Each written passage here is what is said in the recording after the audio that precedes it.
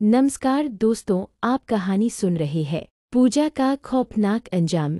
मेरा नाम साधना है और मैं एक आर्ट्स स्टूडेंट हूँ। पिताजी एक सरकारी अफसर होने की वजह से हमें बार बार शहर बदलना होता था। देहरादून में अच्छा कॉलेज मिलते ही मैंने वहाँ एडमिशन ले लिया। क्लास में पहले ही दिन मेरी मुलाकात पूजा हुई। वह दिखने में सुंदर और स्वभाव से बड़ी चंचल थी। उसे पैसे खर्च करने और घूमने फिरने का बड़ा शौक था।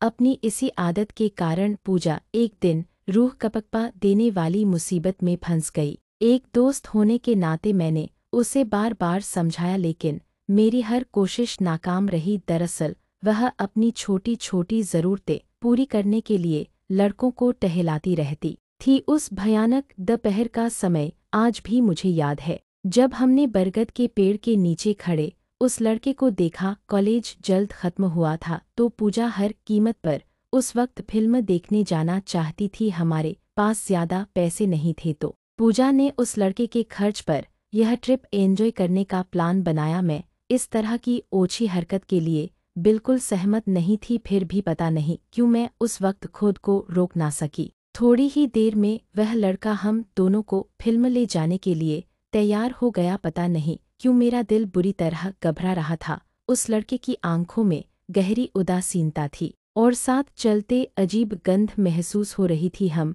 कहानी सुनना एक अच्छी आदत है और आपकी रुचि में बहुत ही गहराई है। अगर अभी तक आपने चैनल को सब्सक्राइब नहीं किया है तो चैनल को सब्सक्राइब करें और कमेंट बॉक्स में कहानी कैसी लगी जरूर लिखें। तो आगे बढ़ते हैं। तीनों चलते चलते सिनेमाघर के पास जा पहुँचे तो अचानक वह लड़का झाड़ियों के पास रुक गया। यह बड़ा अजीब था। मैंने और पूजा ने उसे हाथ से इशारा करके सिनेमाघर की ओर आने को कहा, लेकिन वह उदासीनता भरी निगाह से हमारी ओर देखता रहा।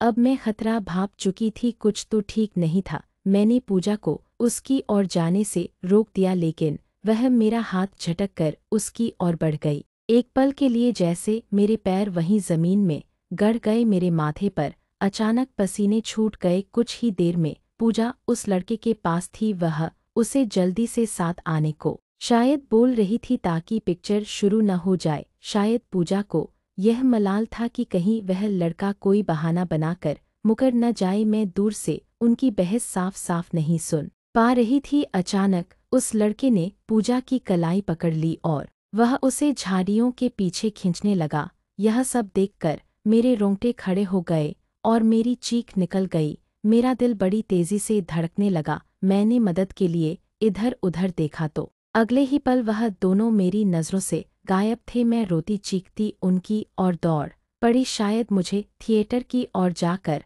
लोगों से मदद लानी चाहिए थी, लेकिन इन दोनों की ओर भागना मेरा त्वरित निर्णय था। मैंने पास जाकर छानबीन की तो वहाँ पूजा जमीन पर बेसुध पड़ी मिली। उसके चेहरे पर खरोंचे जाने के निशान थे, उसके हाथ पर गहरी सूजन थी और उसका चेहरा खौफजदा था। फिर मेरी नज़र उसकी सलवार की और गई, वहाँ गहरे लाल खून के धब्बे थे। अभी मैं कुछ बोलूं उसके पहले पूजा ने मेरे मुंह पर हाथ रख दिया और चुनरी से दाग छिपा लिए। उसने मुझे कहा कि सहारा देकर घर तक पहुंचा दो और बाकी सब भूल जाओ। मैंने रास्ते में बार बार उसे पूछा कि उस एक पल में यह सब कैसे हुआ, वह लड़का कैसे गायब हुआ, उसने क्या किया, लेकिन वह कुछ नहीं बोली। घर पहुंचने पर मैंने पूजा को हमारी दोस्ती की कसम भी दी ताकि वह मुझे सच सच बता दे कि वहाँ हुआ क्या था। लेकिन आंसू भरी निगाहों से वह सिर्फ इतना बोली कि अगर तू अपनी इस दोस्त को जिंदा देखना चाहती है तो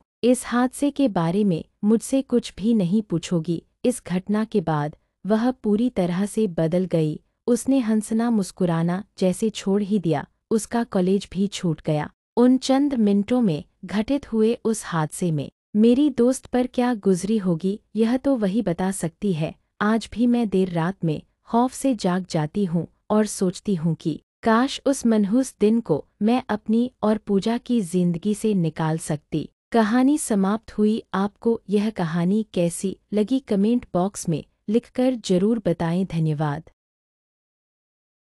नमस्कार दोस्तों, आप कहानी सुन रहे हैं एक भयानक राज। मेरा नाम तुलिका नंदा है। मैं एक सोशल एक्टिविस्ट हूँ। वैसे तो मेरी शादी मणिनगर में हुई थी, पर शादी के 2 साल के बाद ही मेरा तलाक हो गया था। अब मैं दिल्ली में अपने माता पिता के घर पर ही रहती हूँ और डोमेस्टिक वायोलेंस, घरेलू झगड़ों की शिकार महिलाओं की सहायता में कार्यरत एक ऑर्गेनाइजेशन से जुड़ी हुई हूँ। शादी टूट जाने से कोई औरत खुश तो नहीं होती है, पर शादीशुदा रहकर अत्याचार सहने से कई ज्यादा अच्छा है अकेले रहकर शांति से जीवन बिताया जाए। मैं आज उस खतरनाक राज के बारे में बताना चाहती हूँ जिसके कारण मेरा तलाक हुआ था। वैसे तो मेरे पति मेरा खूब ख्याल रखते थे, पर जब उन्हें गुस्सा आए तब वह अजीब इंसान की तरह पेश आने लगते और उनकी आवाज भी भारी हो जाती। मुझे लगा था कि शायद गुस्सा होने पर ऐसा बदलाव आता होगा, पर ऐसा कुछ भी नहीं था। उनके उस भयानक बर्ताव की वजह कुछ और ही थी। एक रात मैं और मेरे पति सोए हुए थे, तभी अचानक मैंने महसूस किया कि मेरे पति गहरी गहरी सांसें ले रहे थे और नींद में बोले जा रहे थे कि मुझे छोड़ दो, बस करो, मुझे माफ कर दो। जो कुछ भी हुआ उसमें मेरी गलती नहीं थी। यह सब सुनकर मेरे तो रोंगटे खड़े हो गए। मैंने उन्हें फौरन जगा दिया और उसे पूछा कि क्या बात है, तुमसे क्या गलती हो गई थी और नींद में यह सब तुम क्या बड़बड़ा रहे थे। मेरे पति ने बात टालने की कोशिश की और वह बिना सफाई एक्सप्लेनेशन दिए सोने लगे। मैंने उनसे फिर से वही सवाल दोहराया। इस बार उन्होंने गुस्से में मुझे थप्पड़ मार दिया। यह पहली बार था जब उन्होंने मुझ पर हाथ उठाया था। उस रात मैंने ठान लिया कि इस राज का पता लगाऊंगी। अगले ही दिन सुबह मैंने अपनी सांस को अपने पति की कसम देकर सारे राज उगलवा लिए। मुझे मेरी सांस से मालूम पड़ा कि हमारी शादी होने से पहले मेरे पति की एक और जगह सगाई हुई थी और 3 महीने के अंदर ही वह सगाई टूट गई थी। सगाई टूटने के गम में उस लड़की ने पंखे से लटक कर आत्महत्या कर ली थी और वही लड़की प्रेत बनकर मेरे पति को सताती रहती है। ऐसे किस्सों में दूसरे परिवार लड़की देते नहीं है, इसलिए मेरे ससुराल वालों ने यह बात हमसे छुपाई थी। उसी रात मैंने अपने पति से खूब झगड़ा किया और मैंने तलाक लेने का मन बना लिया। चूंकि इतना बड़ा राज उसने मुझसे छुपाकर हम सबको धोखा देकर मुझसे शादी की थी। उस रात करीब 3 बजे मेरे पति ने मुझे जगाया और अचानक मुझसे कहा कि बेडरूम से बाहर निकल जाओ।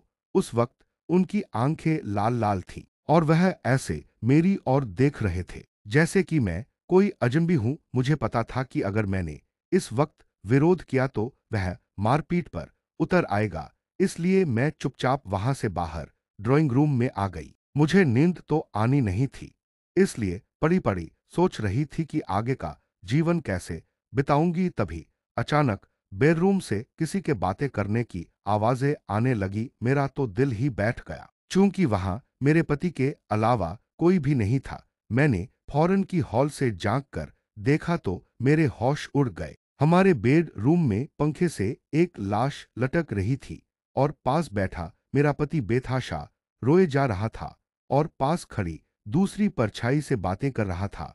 यह सब देखकर मेरा तो सिर चकरा गया। मैंने तुरंत अपने सास और ससुर को जगाया और बेड रूम खुलवाने को कहा। थोड़ी ही देर में मेरा पति बाहर आ गया और सारी बातों से मुकर गया और उस वक्त कमरे में भी कुछ नहीं था।